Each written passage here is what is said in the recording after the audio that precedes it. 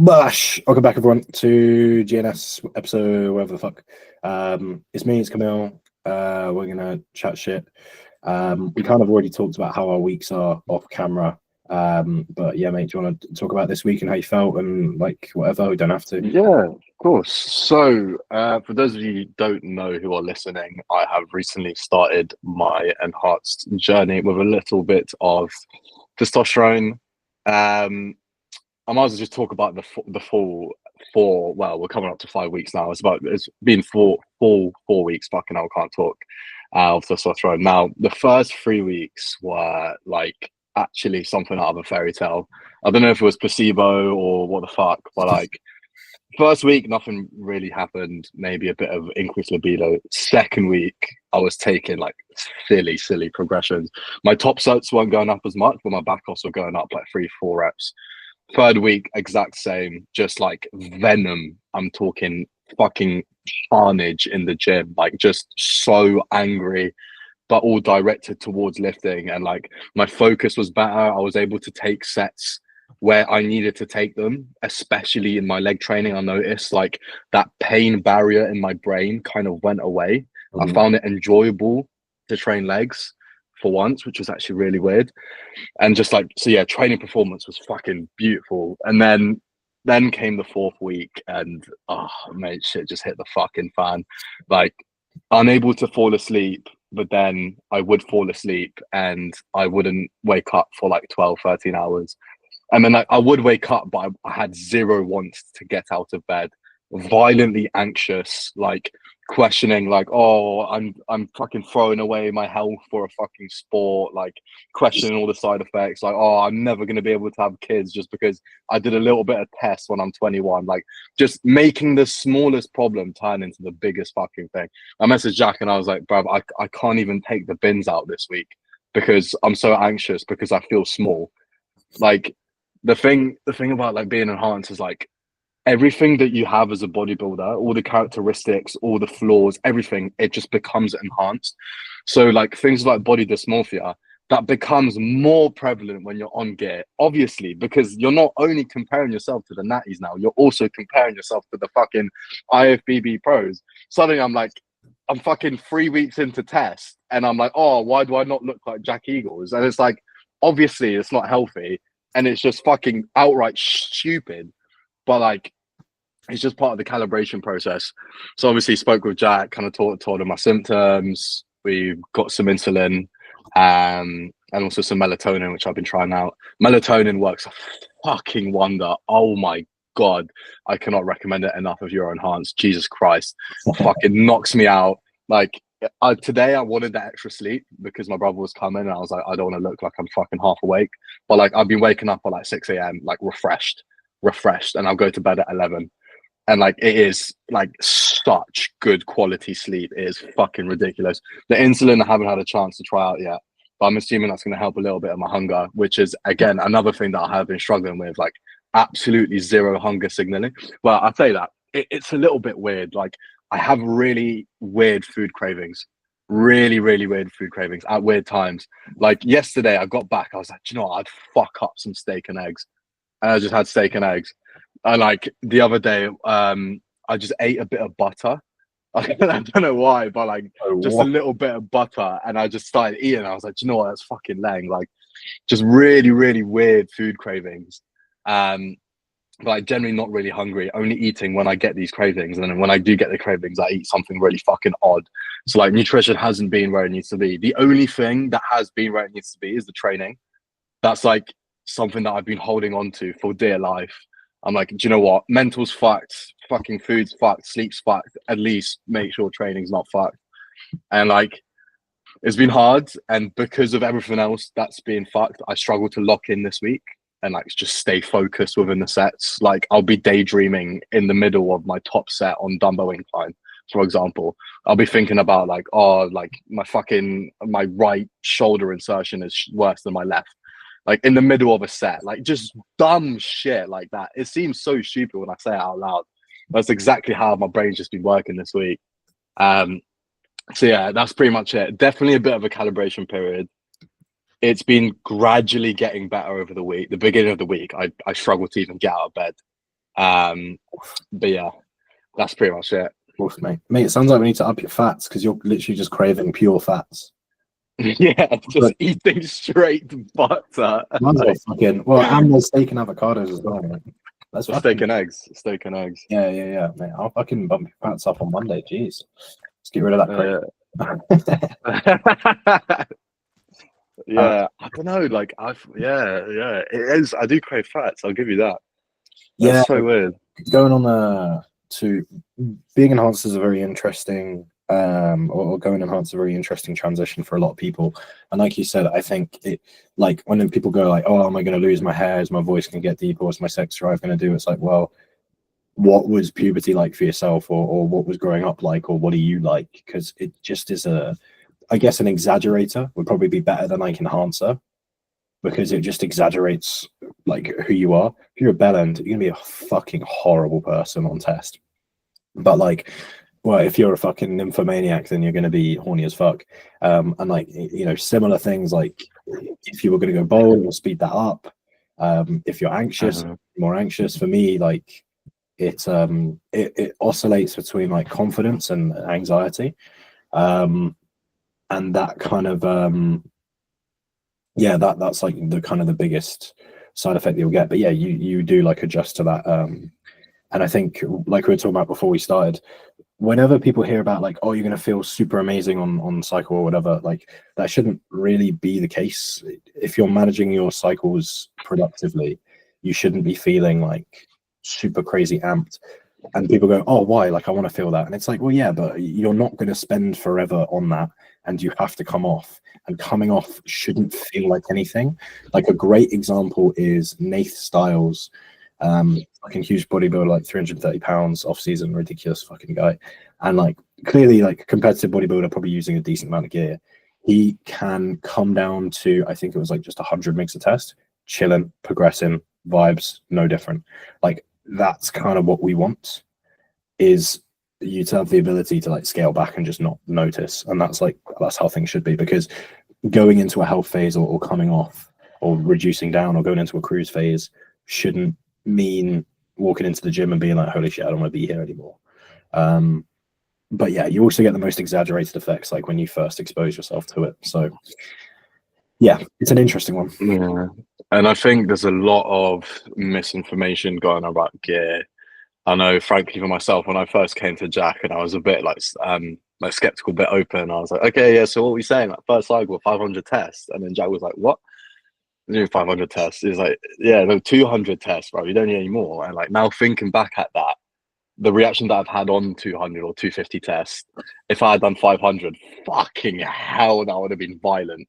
But it's like, because of Instagram and like social media in general, like the whole perception of gear is so slanted to what it actually is. Yeah. Like I was under the impression I'll do one cycle, I'll gain like 20 pounds, and like one cycle will be like 12 weeks, and then I'll hop off for 12 weeks, do another cycle, gain another like 10 pounds. Like that's just not the case. Like fucking it, like, yeah, maybe the bodybuilders did that back in the day, but one, they had elite level genetics, and two, they had already been fucking bodybuilding for an extended period of time, so they fucking needed the enhancements. Like I saw a post about Ronnie Coleman, like fucking competing naturally. He looked like an absolute fucking monster. Naturally, standing next to who was the fucking competitor? Fuck. But yeah, it was like another famous competitor sat next to him, and like the other competitor was enhanced, and Ronnie Coleman was natty. And he came to him and he was like, oh no, I'm tired of getting like beat all the time. Like, what are you guys taking? And he was like, wait, you're natural? Like, what the fuck? Like, that's just the reality of it. Like, it's very much an exacerbator, and it exacerbates the situation that you're already in. So like Jack said, if you're someone who's naturally anxious, it's going to make you more anxious. If you're naturally a fucking bellend, it's going to make you more of a bellend. It's whatever you are currently, it's going to make you more of that. It's not going to reinvent the wheel. It's not going to turn a pacifist into a fucking testosterone fueled animal. That's not what it's going to do. And if it did do that, then there'd be a massive problem with it, because you'd be having like every single person that was on gear would be presenting the same way. They'd all be fucking like primalistic animals, bruv. But that's not the case. There's such a different scope of personalities with people who compete. Some are like really calm. Some tend to be a little bit more aggressive. Some tend to be a little bit more, withdrawn. Some people are really fucking confident. That shows you it's person dependent, and it's completely dependent on your reaction to it. And then another thing that I wanted to talk about is like your response to gear, or like, oh, am I a hyper responder to gear? Now, this is something that I was thinking about the other day, and I was like, oh yeah, it's been 4 weeks. I've only gained like 3 kilos. I'm definitely not a hyper responder. But then I actually thought about it, and I was like, okay, can I think of a hyper responder? Yeah, Kevin Larone. Do I think Kevin Larone took 250 tests to gain fucking 30 pounds in 8 weeks? Obviously not. It's like, yeah, he might have hyper responded, but he hyper responded to a normal cycle that was done at that time. So you got to understand, like, your response is completely dependent on the actual compound itself that you use, the other variables that you have set in place, aka how was your sleep, how was your nutrition, how many years have you been training, etc., and also the actual dose that you use. You might be really receptive to a DHD. You might be really receptive to just testosterone. You might be really receptive to fucking tren, regardless of what it is. But you could be receptive to a specific compound, and you could hyper respond to a specific compound. So just because you hop on your first cycle and you don't gain fucking 25 pounds in 8 weeks doesn't mean you don't have a good response to gear. In fact, I think it's the complete wrong mentality to have of like, oh, what's my response to gear? Because you're putting too much emphasis on the gear itself, as if the gear is just a magical pill that you're going to take. Nah, it's an enhancement. It's not going to get you wham. You get yourself wham quicker with the gear. You have to have everything set in place, your nutrition, your sleep, and your cardio to stay on top of your health. I'd even argue mobility is another really important one that I want to talk about later on this pod. But like, things of this nature, like the basic principles of bodybuilding need to be nailed in place. This is exactly why there are like plenty of natural bodybuilders who look better than the majority of guys in gear. Like these guys on gear, they probably have decent genetics, they would look good, but they just haven't focused on the foundations of bodybuilding to actually facilitate that change in their physique. Yep. I think a lot of people have very warped expectations of like what gear is going to do. Like anyone gaining 20 pounds in 12 weeks is getting fat. Anyone who's gaining 20 pounds in 12 weeks and not getting fat is gaining a shit ton of water. Like you're not physically capable of building that much tissue that quickly. It fundamentally doesn't matter how much gear you shoot into yourself. There are other restrictors. It's not as if your body's ability to build muscle can really be sped up to such an exaggerated extent. Like there are so many different factors at play for why or so many limiters of why we build muscle the way that we build muscle and the speed that we build muscle. It's not just a case of like, okay, ramp up your hormones and you're going to be able to fucking slap it on. Like it's never going to be like that. Kind of being on a sensible cycle is the best analogy I can use is like driving at 35 miles an hour when everyone else is driving at 30. When you're looking around, you can barely fucking tell that you're moving at different speeds and it feels really weird. But then when you look back, you realize over 6 months how much further you've traveled than everyone else. And that's realistically what like sensible dosage protocols are going to be, because again it comes down to like you want to spend as much time, everyone listen to this sentence before I finish it, right? Well, I'm sorry, everyone listen to the sentence after I fucking finish saying it. You want to spend as much time as you can on gear, pause, let me finish, by running a sensible dose and being reasonable with what you're doing so that you can get max sensible exposure. Like we don't want to run 12-week cycles. We ideally run like 20, 24, 40, 50 week, whatever, like as long as we like physically can, while being sensible, while it makes sense to. But again, like I would always rather do half the dose for twice as long than double the dose for half as long, because you're just not going to build that much tissue in any short period of time. Even if you quadruple the dose, it's much better to be doing it over a longer period of time. But yeah, I think like gear is an interesting one. I would always say like don't go into it with any expectations of like outcome. Just take it, forget you're taking it, and keep on cracking on. Don't forget you're taking it from like a health standpoint, but forget you're taking it from like an expectation. Don't be like, oh, I'm on gear, when am I going to blow up? Like if you're a natural, you wouldn't pose every single session to be like, when am I big? So don't do it. That's exactly what I've been doing. like expert. Don't do it as someone enhanced. Again, like I've never noticed myself growing. Never. Like I've never looked in the mirror and been like, oh wow, I'm getting big. Like, nah, man. You occasionally have it where you look back at old pictures and you're like, oh, I was much smaller there. Or you look at like, oh, this body weight compared to last body weight. Like I didn't realize how much I'd grown until I looked at my body now. I was like, well, I'm 100 kilos. My last peak body weight was 90 and I was fat, and now I'm 100 with abs. Okay, that's a good fucking push. Cool. But I don't sit here and think like, wow, I'm so much bigger. Everything's bigger. Like, nah, man, not really. The closest that it comes to that is if I go around my parents' house, they have a mirror that I used to look at when I first started training. And then I'll occasionally go, and if I pose in that mirror, I can tell. But that's usually because I do that like once a year. And so every time I see myself, I'm like, okay, shit. Which is quite a good measure of progress, to be fair. I was looking at that and I was like, okay, my delts are actually improving quite a lot, which is sick. They're still out of proportion. They still need to grow, but they've definitely improved a lot. And I was like, cool. But again, I never look at my shots and I'm like, wow, fucking significantly better than last week. Like, nah, yeah, it's never going to feel like that. And again, I think people view gear as a shortcut, and it's like, yeah, it's a shortcut. But again, you're driving at 35 miles an hour. You're not going to break any fucking speed limits. And you shouldn't be driving any faster than 35. You shouldn't be, you know, like, again, with the driving analogy, yeah, you can drive faster than 35 miles an hour, but you're going to burn through your petrol quicker, damage your car quicker, and you might also crash. And if you crash, you're fucked going that fast. So, yeah, it's one of those things. Yeah, and like, sorry, go on. Go on. Yeah, and like going on the topic of like expectations, I feel like when you go enhanced, it's so easy to expect so much more from yourself for absolutely no reason. Like you said, the whole point of the enhancements is just to give you a little bit of an extra edge to drive at 35 rather than 30. Yeah. But that also still means that you're driving, you know, comparatively at the same speed to everybody else. So it's like, don't immediately expect yourself to turn into the next IFBB pro. Like I was fucking taking pictures after every session, being like, oh no, is this a session I'm going to get a good pump? Or is this a session my shoulders are going to look fucking massive? Or like just constantly being so hyper fixated on my physique. Like the times where I've been most productive as a bodybuilder are the times where I train and I train hard, I get my meals in, and then I do other shit in the day that does not involve bodybuilding, whether that's work, whether that's like any other hobbies, like fucking going to the beach, going for a swim, just like nothing bodybuilding related.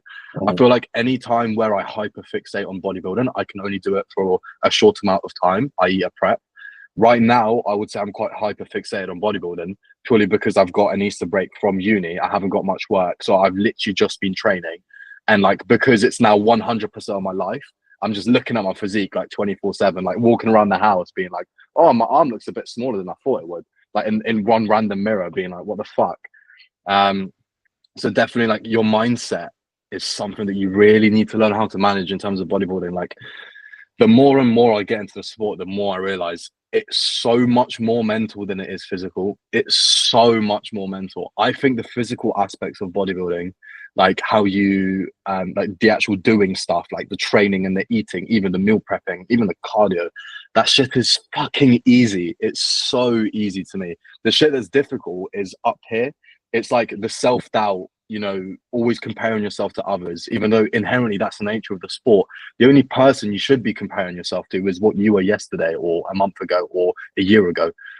Like stuff of that, like literally your psychological well-being can be hugely impacted on bodybuilding or during bodybuilding as a sport. And it's something that's so heavily underlooked, especially from a coaching perspective, like making sure your clients feel okay. Jack's a fantastic example of this. Like this week, to be fair, I'm not the best client when it comes to like if I feel shit, like I'll tell Jack. But like this week, I really did feel shit. So I messaged Jack. I was like, no, look, like I don't know if I could do this. Can we just PCT? Like I want to hop off. Like fuck this shit.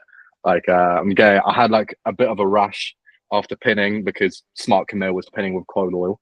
And then I got out in the sun, so I got a violent rash on my arm. I was like, I feel disgusting. I'm not even that much bigger. I'm covered in the fucking acne. I'm getting an allergic reaction. I feel like shit. Like, can we just hop off? And then Jack was like, wait. Like, hold on. Like, let's actually digest through this. Okay, we worked through why I got the rash because of the pinning. You weren't heating the oils. Okay, you're also very new. Your body's still very receptive to the test. It doesn't know what the fuck your body's putting in, also what you're putting into your body. So obviously you're going to get some sort of reaction from it. As soon as I started heating the oil, that went away straight away. Okay, you're feeling shit. Okay, that's completely normal. It's your first exposure to testosterone. You don't know how to handle it. You've got all these expectations. You put all this fucking unnecessary stress on yourself. Let's just take it day by day. Focus on the basics. Okay, your sleep's fucked. Okay, yeah, well, we're fucking with one hormone. Unfortunately, the reality is when you fuck with one hormone, you got to fuck with all of them. So, okay, let's implement some melatonin. As soon as that I got implemented, I'm sleeping like a baby. Okay, your hunger's a bit fucked. Cool. Okay, we can chuck in some insulin. It makes sense. And like, you need as a coach to have the ability to like know what your client wants at the back of the mind, in a sense. Like, it could have been so easy for Jack just to say, do you know what? Yeah, because you want a PCT, you don't want to do this. Cool. Yeah, let's do it. But Jack actually took his initiative and he was like, okay, Camille's under a lot of stress right now. So it's obviously very easy for him to say, okay, PCT, you don't want this. You know, you're getting a bunch of side effects and there's not a lot of positive. Any human being in that situation wouldn't want to do it. But long term, Jack knows me as a client and also as a friend. He knows how much I love bodybuilding. He knows why I chose to do this. He's at least going to try to get me to make a more informed decision that doesn't involve emotion and me feeling absolutely shit just because I'm climatizing to it. And that's what he did. So like, you need to, as a coach, learn to take the initiative and like, as part of doing what's best for your clients, it's sometimes not always going with what they're saying in the moment, because your clients have thoughts and emotions and feelings too. And that can dictate their decisions, and their decisions might then change down the line. Like what's to say that I would have hopped on now and then a month later went to chat and be like, oh no, let's hop back on again. Like, it just would have been fucking stupid. And realistically, the chances of that were very fucking high, considering I already started it. So it's like, that could have been so easily avoided, and it was by Jack just actually debunking the entire situation, getting me to calm down, breaking down the problem with the solution, and actually putting these things in place. Like, it was the most perfect execution, I think, or a perfect example of an execution of what a coach actually needs to do. I came to Jack with problems X, Y, and Z, and Jack gave me solutions X, Y, and Z. I then implemented those and then got the outcome that I wanted. It's that simple. Coaching doesn't need to be any more difficult than that. The client comes to you with problems, you give them solutions, they implement the solutions, and then they get the results. Yeah, 100%, man. A lot of coaching or kind of dealing with people comes down to knowing the person and also having some experience within yourself. And like, this is why we always encourage people who like want coaching education to come and get coached by us as well, is because there's only so much that you can, it's so cringe and cliche, but it's so true. There's only so much you can learn. And like, when people ask, how do you manage difficult clients, or how do you manage difficult things, or like, if someone's going through a rough time, what do you do? Like, yeah, there's theory about that, absolutely. But just think about a similar rough time that you've been through.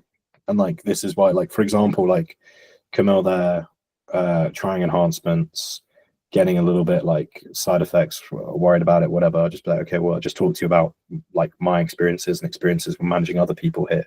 And like, if I was a natural coach, you'd be fucking clueless, like if I was there, like, I don't know, bro, sounds bad, I guess come off. And then you're like, okay, I'm off, I feel good, should I go back on? And then you'd be like, I guess no, like, you know what I mean? And it's like, it's the same for like, when coaches haven't like really pushed themselves with strength or muscle building or caloric intake very high or low or whatever. Like, when you've experienced a difficult period, you're not only able to empathize with someone and rationalize with someone, but you combine that with knowing how to talk to people through the sports psychology module that we have. Let's go. But if you combine that with experience, like, it goes a long way, because you know what thoughts to convey, if you should be concerned.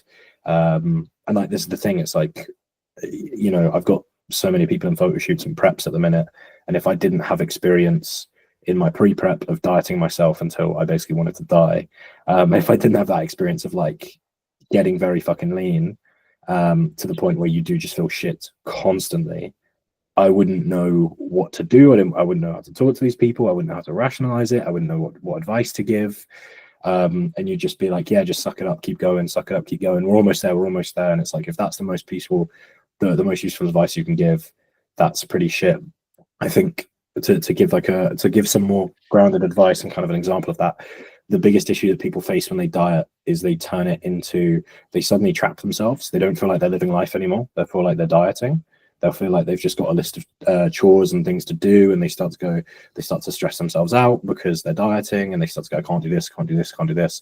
And I always just say, like, when you're dieting, just remind yourself that, like, you're still here, you're still human, nothing's changed.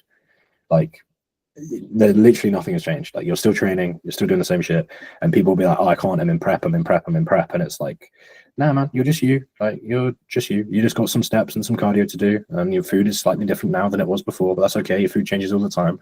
Like, just, you know, crack on, keep on going. Like, what would you do in the off season this weekend? I don't know, this, that, the other, whatever. Sit, play Xbox, fucking go out, see mates, whatever. Still go do that. Just remember that, like, we're in a calorie controlled phase, but in the off season you probably do that anyway. But, like, that piece of advice of remember that you're a human being and don't just associate yourself with prep is advice that you wouldn't get anywhere else from other than just, like, living in that kind of mindset and knowing, like, what it's like yourself and knowing how to manage it. Yeah, I think stress is the biggest killer of dreams and physiques. I think cortisol as a hormone itself, this is the thing as well, like, people don't understand, like, stress is an actual physiological reaction in your body. Like, it's a response. Like, cortisol gets released into your bloodstreams, and then that, like, things happen in your body, right?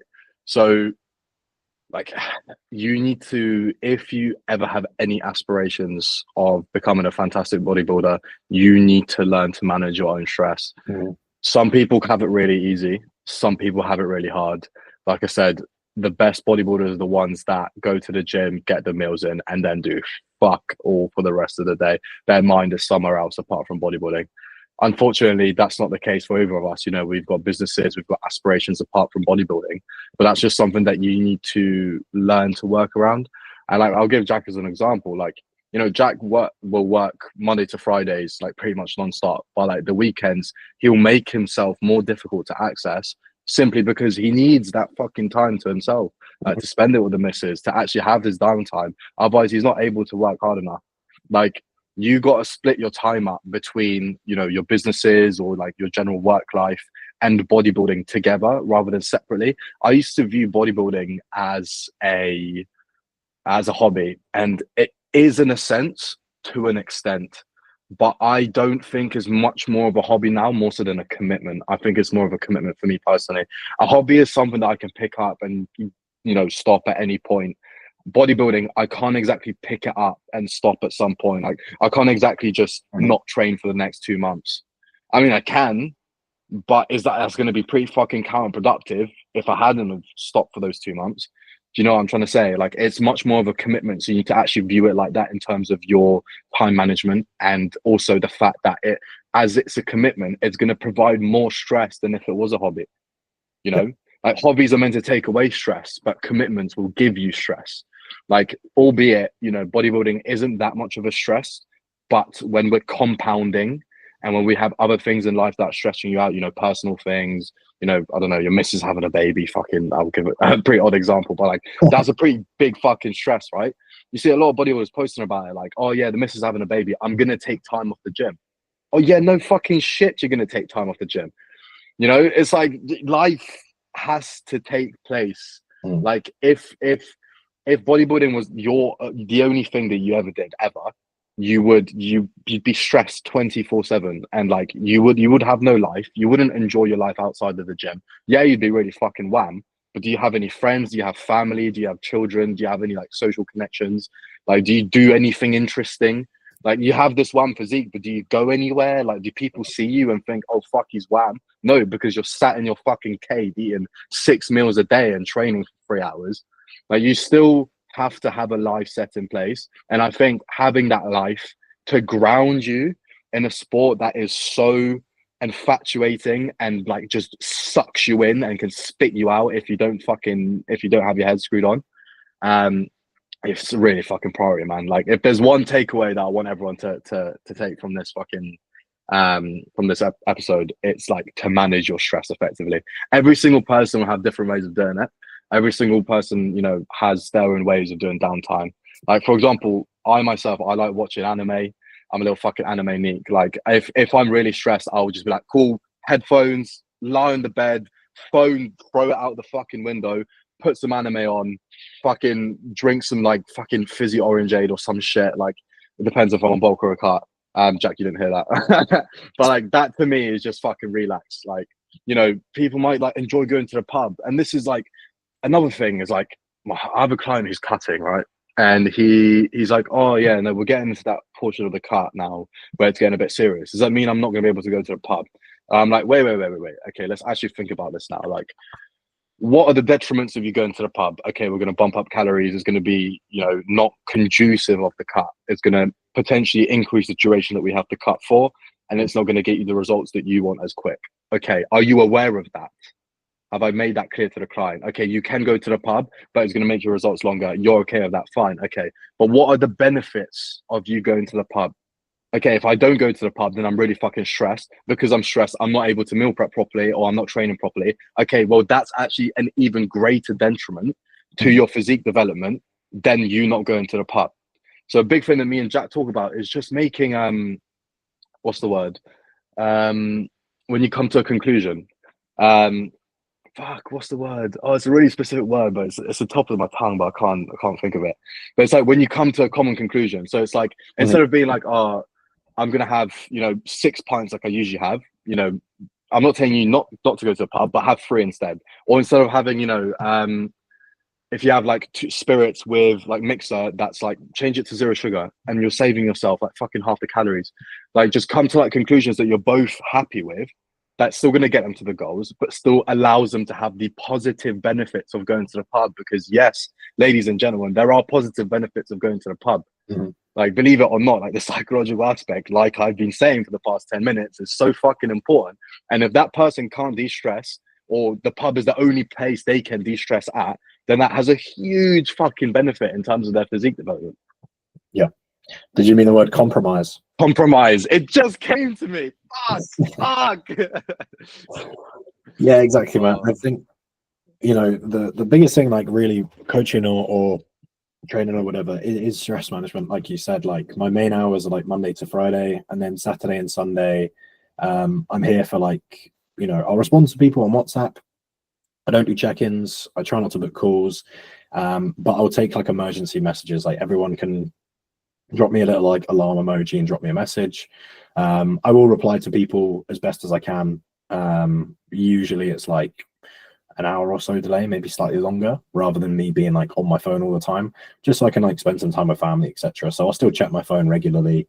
I'll still, you know, message people, and I'll still have like access to people. But if someone's like, hey, can we make a training change, instead of me making it there and then, I'll be like, yeah, here's the change, and then I'll get it fully updated like on Monday.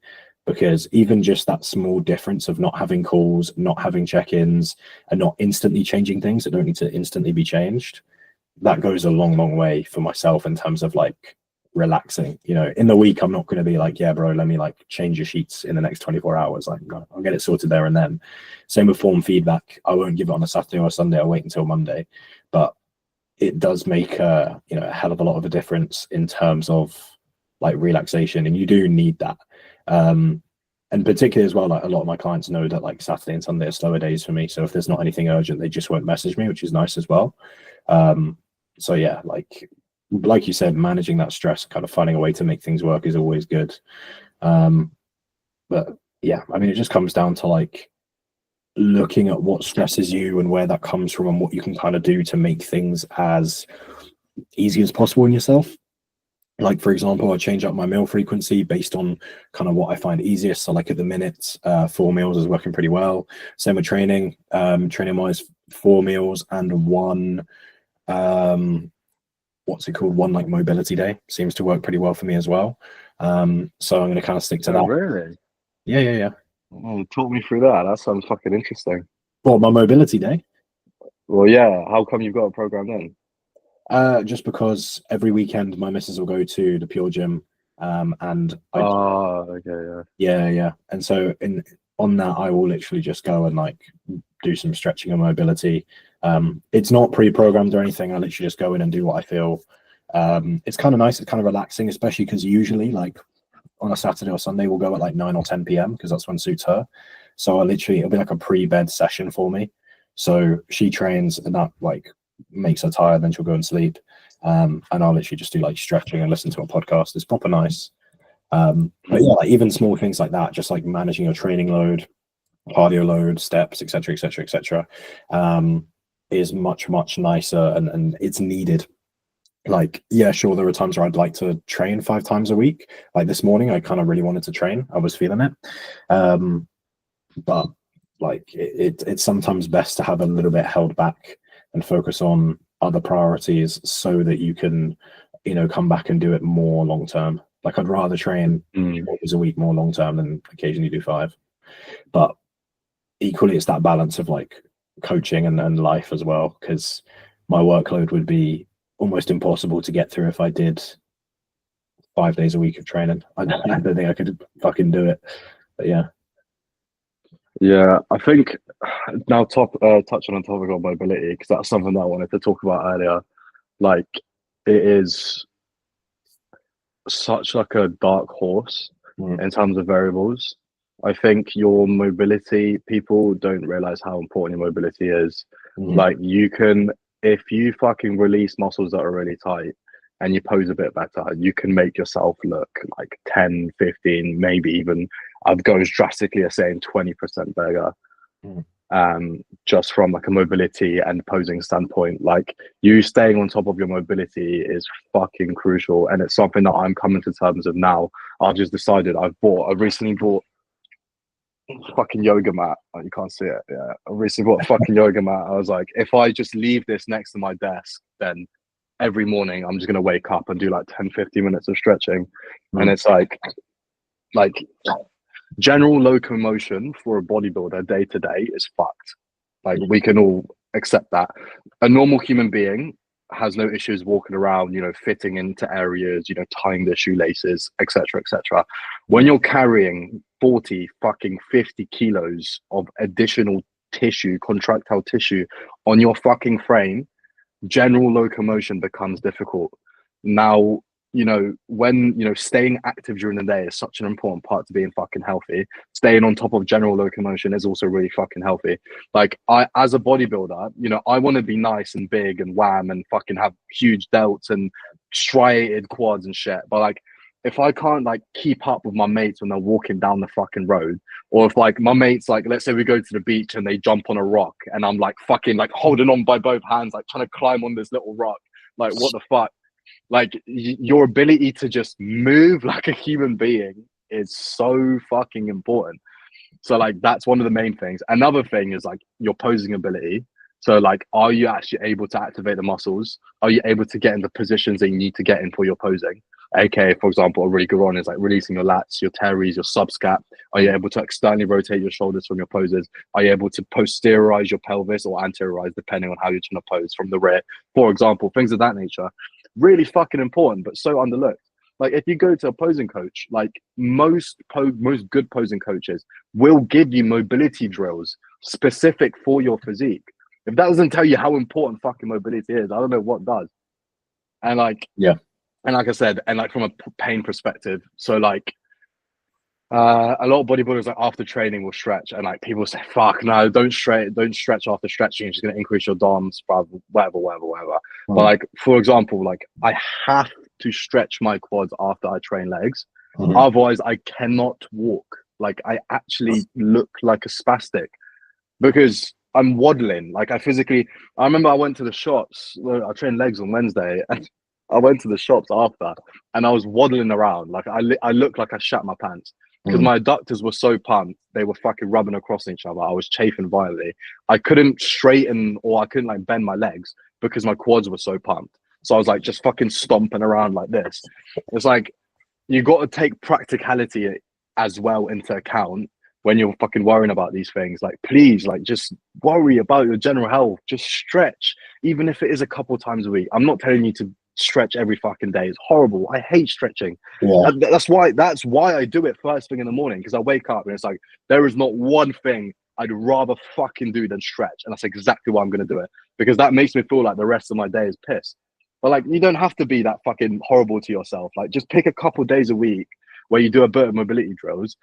Think about like in terms of training, you get a lot of mobility from that in essence if you train for range of motion, and if you're aware of the motions of plane or planes of motion. Fucking hell, I said it the other way around. So if you're aware of the planes of motion, the motion if you're aware of the motions of plane, you know like which ones you train and which ones you don't. So for example, like internal external rotation is so overlooked for the shoulder, internal external rotation of the hip, abduction of the hip, like plantar flexion, things of this nature. It's like those are the areas that you want to be focusing on, because you know the other ones you've already got covered. So be strategic about it, be smart about it. Don't just fucking type in 20-minute mobility drill, how to unfuck your hips, please, on fucking YouTube and just follow that. Like actually be reflective, look at your training, be like, well, I could, you know, stretch hip flexion, but I do a lot of hip flexion exercises in my training. So do I really need to stretch it? Unless there's a specific need to stretch it, like do I have pain in my glutes? Are my glutes ridiculously tight? Then maybe. But if you don't need to do it, then don't fucking do it. It's that simple. Oh mate, literally, resistance training is such a huge one for mobility and overall well, fucking flexibility and mobility. Holy shit, my brain is not here. Again, like, you know, sometimes I've clients ask me like, oh yeah, you know, what's the best way for me to get better like hamstring mobility? I bet, well, film your hinges and you know, we'll go from there. Like, you can improve a hell of a lot of mobility just through improving your execution of movements. Again, if you can see that there's a real restriction there, then yeah, sure, like you do want to kind of you know, maybe do some additional work, but you need to have that need there in the first place. You know, like sometimes it's good to kind of occasionally go into sessions about, right, what feels tight, what feels a bit restrictive, but like, you know, you don't necessarily need to stretch everything all the time. Particularly, you know, if you've got like, a lot of my stretching will be like, okay, final set of calves, just like doing an isometric in as deep as I can, final set of like back work, fully protract my scaps, try and hold that for a little bit, let that kind of stretch out, and that goes a long way for reducing that kind of like tension. Like even when I get like massage work done, like I get feedback of like, hey, these areas are starting to get a little bit more loose and flexible, and I'm like, cool. I literally just, you know, I can get a bit of stimulus through them and I can stretch them out, slowly progress it, be very, very cautious of loading, but even that can do a lot. And then if I feel like a little bit of like extra tightness on my scap, or, you know, on my right scap sometimes flares up a little bit, I'll just kind of stretch that out a bit more. But yeah, like you said, do stretching based on needs, not based on like guesswork, because I think most people go in with like a 3-hour mobility routine and burn themselves out. Like, the best thing to do is look at what areas on you tend to be problematic, and then what areas in whatever form of lifting you typically follow tend to be problematic. So for example, like most 21st century people, hip flexors are pretty universally going to be pretty overly tight. That's not necessarily a 100% fact, but hey, it's like, okay, well, maybe let's start looking into your hip flexors. But also you can just start training them directly. You can start to take them through a large range of motion, train them in a more lengthened state, etc., and that can do a lot for mobility there anyway. So yeah, like you said, don't just be like, oh, I need a stretch for absolutely everything. And it's like, well, if you've got the time, cool. If you're actually going to stick to it, cool. But again, like, it's not always worth it. I think, again, it comes down to like being relaxed with what you're doing and having downtime, because no matter how relaxed you feel when you stretch, it's not really going to compare to like sleep or lying down or sitting down or kicking your feet up. And even if you're just saving 5 minutes of stretching and that's 5 minutes more in bed, for some people that's going to yield a hell of a lot more benefit universally or across their whole body than, you know, stretching their pecs when their pecs really aren't that tight because they barely got pecs in the first place. Do you know what I mean? Yeah, 100%. And like something that I really want to touch up upon is like the sensation of a stretch is a neurological connection from your from the tissues being sent to your brain. It's a lot of times, have you noticed, like when you do a set and you might do a warm-up set, and the first set you're like really fucking stiff, shit's like cracking, fucking like it's just not moving like it's meant to. You got like fucking 75, maybe 65% of the ROM that you need to do. You do that set, you're like, oh fuck it feels shit today. And then you do the second set and you're completely mint. Yeah. And like the reason for that isn't like your muscles haven't miraculously within fucking 30 seconds to 1 minute got 25% longer. It's a fucking neurological thing. It's a neurological thing. There's a reason like they tell you not to stretch first thing in the morning. It's because like neurologically you're just not activated properly yet. Like your mind is going to be telling you you're stiffer than you are. That you always feel stiffer in the morning. And that's not because your muscles are actually stiffer. Well, maybe to an extent, yeah, now that I think about it, because you're being sedentary for, 6, 7, 8 hours, but not to the extent that you might perceive it as. When I wake up in the morning, I'm like, fuck, like I'm struggling to even get a bit of like couple degrees of rotations in me. Everything's cracking, bro. I feel like a piece of dominoes. But yeah, once you get moving, it gets a bit better. And then as you get more so throughout the day, especially when you train and around that window of training, your neurological system gets fired up properly. And your brain is the muscle is telling the brain, it's like, yeah, I'm warm. I've had a bit of fluid in me. I've had a bit of load in me, but I can stretch more so than what you perceive me to. And therefore it's perceived as your brain as like, you can stretch further. It's not that the muscles got actually lengthened. And like people think like stretching is a quick fix. It's not. In order to actually get like a significant difference in muscle fibers from stretching, it takes weeks, if not months. Weeks, if not months. Like it's not a quick fix. So if you want to feel less stiff on a day-to-day basis and you're going down the stretching route, don't expect to feel better after like a week. Like it will take a significant amount of time for the tissues to adapt. The same way it takes a significant amount of time for the tissues to adapt to load, it will also take a significant amount of time to adapt to length or to be lengthened. It's a similar it's a different response, but it's a similar outcome. It takes a similar amount of time and it does take time. So don't be disheartened. If you're someone who's looking into mobility work, please do it. Focus on everything that we've spoken about today in terms of implementing it into your training.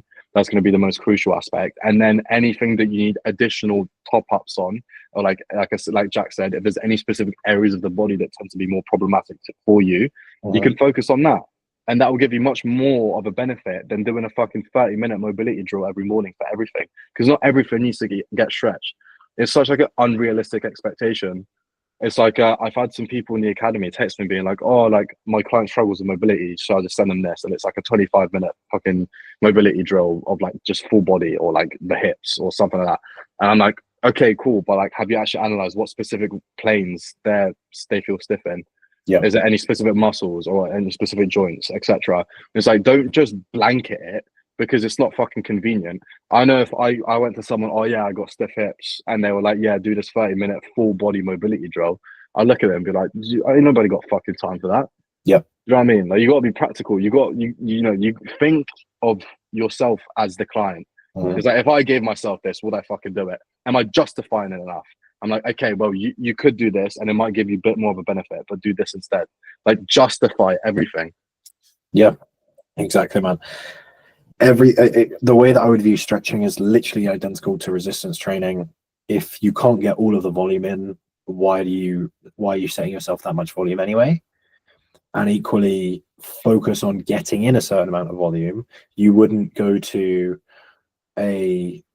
you wouldn't go to the gym once a week and expect huge changes. So doing mobility once a week you're not going to expect huge changes. Again, the main reason that I'm doing it is literally just because I'm at the gym already. I need something to pass the time. So fuck it, might as well do something. It's better than nothing. Again, the same way that like going to the gym once a week is better than not going to the gym, but you're not gonna, see huge changes from that, and that's okay. But yeah, focus on trying to get like hard sets, quote unquote close to failure, high RPE, whatever, through your stretching. Make sure that you're actually making changes. Do it on repeat, do it with some frequency, but actually sustain it. Don't give yourself an unsustainable amount to do. It's pointless, particularly if you're already resistance training. Most of your time should go to resistance training, but equally you should also have some time going to your stretching as well. But yeah. I think it's time though, Chief. You might be right. Oh, okay. Thank you everyone for listening. Top tier waffle. Mate, the fucking pure waffle. And I'm so tired. I'm sorry if anyone can clock that. Mate, cheers for coming on. For everyone, much love. You get coached by Camille. It's Camille_Archer Academy on Instagram. If you want to get coached by me, Jack_Archer Academy. Drop the YouTube a follow, subscribe on Spotify and YouTube. If you want clothing, BuiltNotBorn.Store. And yeah, any final wise words before we wrap up? Stretch more, stress less.